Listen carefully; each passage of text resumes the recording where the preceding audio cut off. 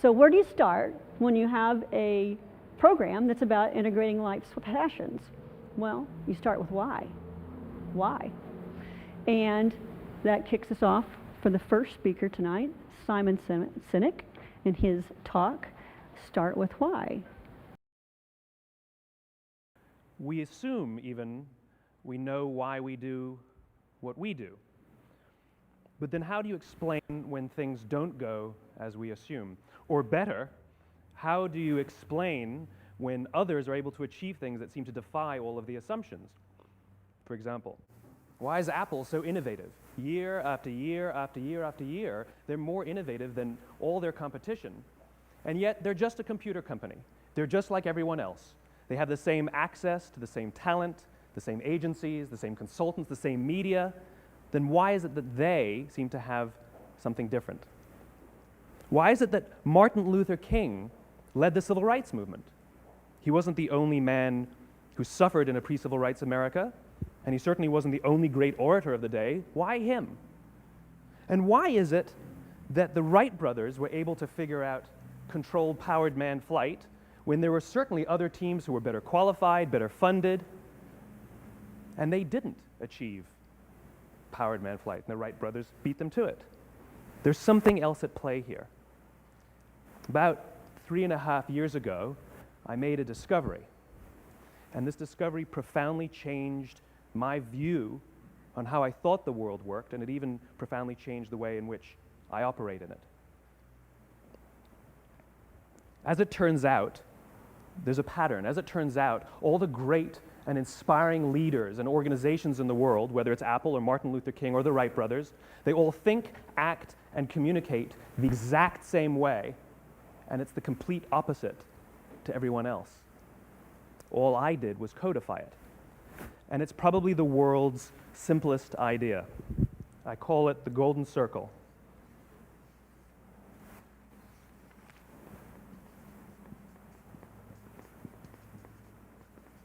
Why, how, what?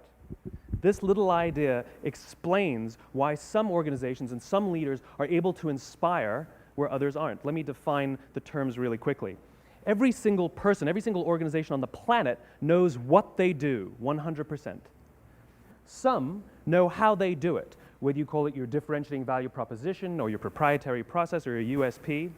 But very, very few people or organizations know why they do what they do. And by why, I don't mean to make a profit. That's a result. It's always a result. By why, I mean what's your purpose? What's your cause? What's your belief? Why does your organization exist? Well, as a result, the way we think, the way we act, the way we communicate is from the outside in. It's obvious. We go from the clearest thing to the fuzziest thing.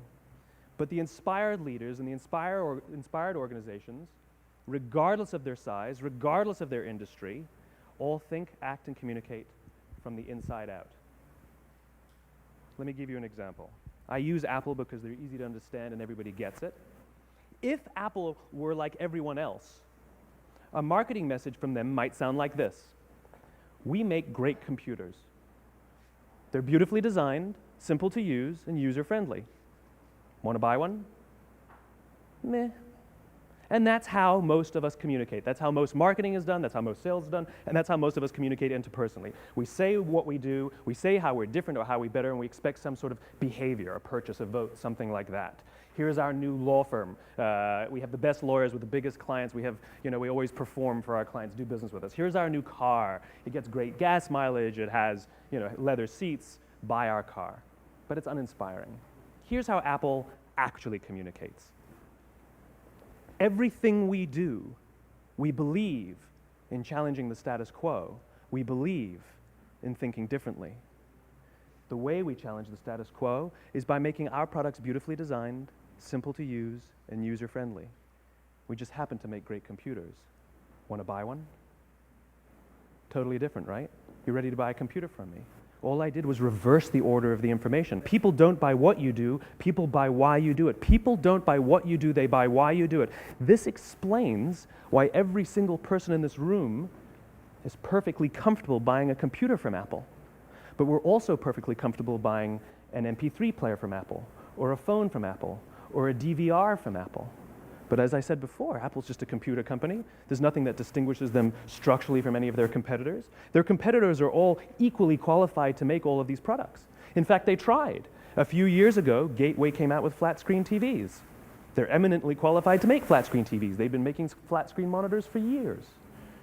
Nobody bought one. Dell came out with MP3 players and PDAs. And they make great quality products, and they can make perfectly well-designed products, and nobody bought one. In fact, talking about it now, we can't even imagine buying an MP3 player from Dell. Why would you buy an MP3 player from a computer company? But we do it every day. People don't buy what you do, they buy why you do it. The goal is not to do business with everybody who needs what you have. The goal is to do business with people who believe what you believe. Here's the best part. None of what I'm telling you is my opinion. It's all grounded in the tenets of biology, not psychology, biology. If you look at a cross-section of the human brain, looking from the top down, what you see is the human brain is actually broken into three major components that correlate perfectly with the golden circle. Our newest brain, our Homo sapien brain, our neocortex, corresponds with the what level. The neocortex is responsible for all of our rational and analytical thought and language. The middle two sections make up our limbic brains, and our limbic brains are responsible for all of our feelings, like trust and loyalty. It's also responsible for all human behavior, all decision-making, and it has no capacity for language. In other words, when we communicate from the outside in, yes, people can understand vast amounts of complicated information like features and benefits and facts and figures. It just doesn't drive behavior. When we communicate from the inside out, we're talking directly to the part of the brain that controls behavior, and then we allow people to rationalize it with the tangible things we say and do. This is where gut decisions come from. You know, sometimes you can give somebody all the facts and your figures, and they say, I know what all the facts and details say, but it just doesn't feel right. Why would we use that verb? It doesn't feel right. Because the part of the brain that controls decision-making doesn't control language. And the best we can muster up is, I don't know, it just doesn't feel right. Or sometimes you say you're leading with your heart or you're leading with your soul. Well, I hate to break it to you, those aren't other body parts controlling your behavior. It's all happening here in your limbic brain, the part of the brain that controls decision-making and not language. But if you don't know why you do what you do, and people respond to why you do what you do, then how will you ever get people to vote for you or buy something from you, or more importantly, be loyal and want to be a part of what it is that you do? Again, the goal is not just to sell people who need what you have. The goal is to sell to people who believe what you believe. The goal is not just to hire people who need a job. It's to hire people who believe what you believe. I always say that, you know, there's if you hire people just because they can do a job, they'll work for your money. But if you hire people who believe what you believe, they work for you with blood and sweat and tears. And nowhere else is there a better example of this than with the Wright brothers. Most people don't know about Samuel Pierpont Langley. And back in the early 20th century, the pursuit of powered man flight was like the dot-com of the day. Everybody was trying it. And Samuel Pierpont Langley had what we assume to be the recipe for success. I mean, even now, you ask people, why did your product or why did your company fail? And people always give you the same permutation of the same three things. Undercapitalized, the wrong people, bad market conditions. It's always the same three things. So let's explore that. Samuel Pierpont Langley was given $50,000 by the War Department to figure out this flying machine. Money was no problem. He held a seat at Harvard and worked at the Smithsonian and was extremely well connected. He knew all the big minds of the day. He hired the best minds money could find, and the market conditions were fantastic. The New York Times followed him around everywhere, and everyone was rooting for Langley. And how come we've never heard of Samuel Pierpont Langley? A few hundred miles away in Dayton, Ohio, Orville and Wilbur Wright. They had none of what we consider to be the recipe for success. They had no money. They paid for their dream with the proceeds from their bicycle shop. Not a single person on the Wright brothers' team had a college education, not even Orville or Wilbur. And the New York Times followed them around nowhere. The difference was Orville and Wilbur were driven by a cause, by a purpose, by a belief. They believed that if they could figure out this flying machine, it'll change the course of the world. Samuel Pierpont Langley was different. He wanted to be rich, and he wanted to be famous. He was in pursuit of the result. He was in pursuit of the riches. And lo and behold, look what happened. The people who believed in the Wright brothers' dream worked with them with blood and sweat and tears. The others just worked for the paycheck. And they tell stories of how every time the Wright brothers went out, they would have to take 5 sets of parts because that's how many times they would crash before they came in for supper. And eventually, on December 17th, 1903, the Wright brothers took flight. And no one was there to even experience it. We found out about it a few days later. And further proof that Langley was motivated by the wrong thing, the day the Wright brothers took flight, he quit. He could have said, "That's an amazing discovery, guys. Now we'll improve upon your technology." But he didn't. He wasn't first. He didn't get rich. He didn't get famous. So he quit. People don't buy what you do, they buy why you do it. And if you talk about what you believe, you will attract those who believe what you believe. Well, why is it important to attract those who believe what you believe? Something called the law of diffusion of innovation. And if you don't know the law, you definitely know the terminology. The first 2.5% of our population are our innovators. The next 13.5% of our population are our early adopters. The next 34% are your early majority, your late majority, and your laggards. The only reason these people buy touch-tone phones is because you can't buy rotary phones anymore. We all sit at various places at various times on the scale, but what the law of diffusion of innovation tells us is that if you want mass market success or mass market acceptance of an idea, you cannot have it until you achieve this tipping point between 15 and 18% market penetration, and then the system tips. And I love asking businesses, what's your conversion on new business? And they love to tell you, oh, it's about 10% proudly. Well, you can trip over 10% of the customers. We all have about 10% who just get it. That's how we describe them, right? That's like that gut feeling, oh, they just get it. The problem is, how do you find the ones that just get it before you're doing business with them versus the ones who don't get it? So it's this here, this little gap, that you have to close, as Geoffrey Moore calls it, crossing the chasm. Because you see, the early majority will not try something until someone else has tried it first. And these guys, the innovators and the early adopters, they're comfortable making those gut decisions. They're more comfortable making those intuitive decisions that are driven by what they believe about the world and not just what product is available. These are the people who stood online for 6 hours to buy an iPhone when they first came out, when you could have just walked into the store the next week and bought one off the shelf. These are the people who spent $40,000 on flat-screen TVs when they first came out, even though the technology was substandard. And by the way, they didn't do it because the technology was so great. They did it for themselves. It's because they wanted to be first. People don't buy what you do, they buy why you do it. And what you do simply proves what you believe. In fact, people will do the things that prove what they believe. The reason that person bought the iPhone in the first 6 hours, or stood in line for 6 hours, was because of what they believed about the world and how they wanted everybody to see them. They were first. People don't buy what you do, they buy why you do it. So let me give you a famous example, a famous failure and a famous success of the law of diffusion of innovation. First, the famous failure. It's a commercial example. As we said before a second ago, the recipe for success is money and the right people and the right marketing conditions, right? You should have success then. Look at Tivo.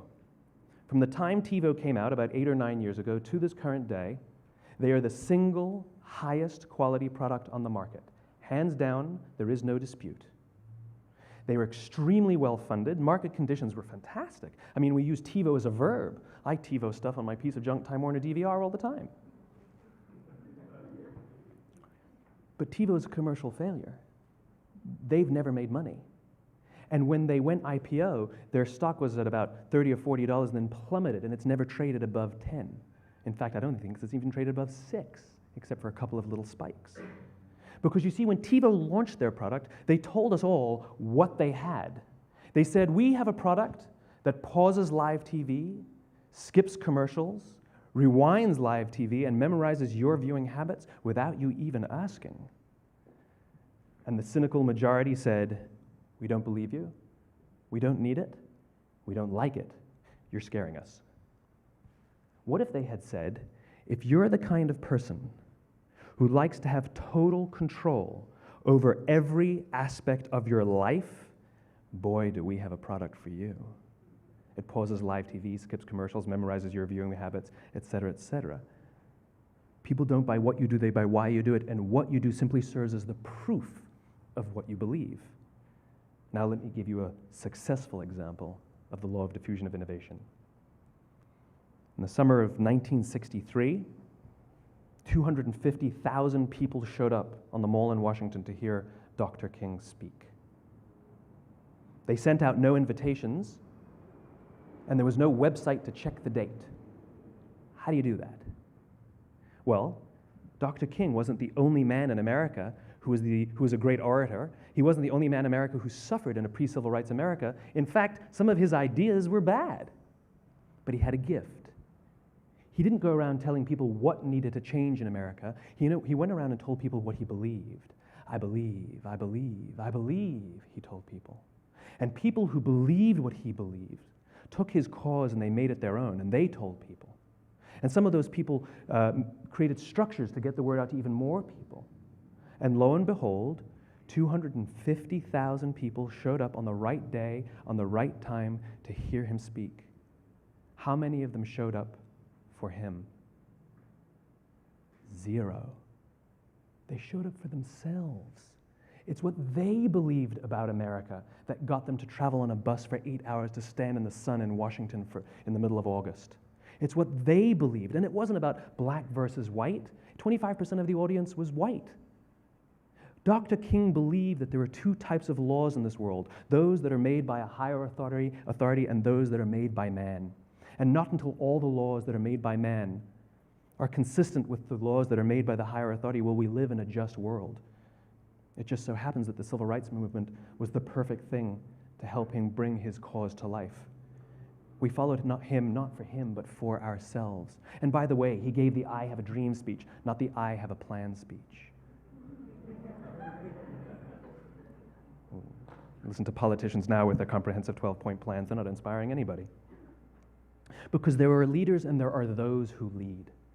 Leaders hold a position of power or authority, but those who lead inspire us. Whether they're individuals or organizations, we follow those who lead not because we have to, but because we want to.